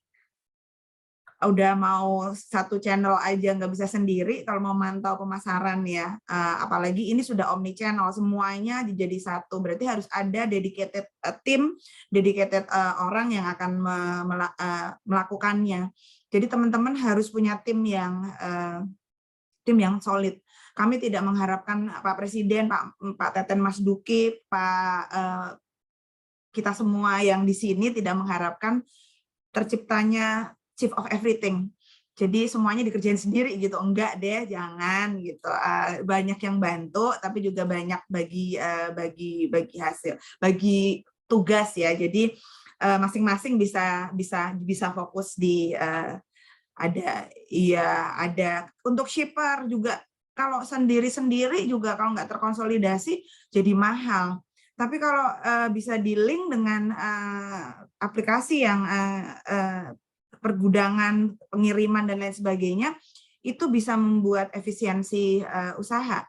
Jadi terima kasih sekali lagi, hari ini Jumat Berkah. Berkah untuk kita semua, memberikan manfaat, kita mendapatkan ilmu yang banyak. Mudah-mudahan teman-teman semua naik turun seperti pendapatan tadi, yang ngikutin partisipan naik turun, tapi saya yakin manfaatnya tidak akan naik turun, naik terus. Demikian, terima kasih, salam semuanya, sampai selamat beraktivitas. Ditutup resmi ya Mbak Ayu. Siap Ibu, ya. Jadi coffee break-nya kita tutup. Mohon maaf, coffee break-nya Godats masing-masing. Tapi mudah-mudahan lain kali kita bisa coffee break beneran ya, yang nggak ada Godats.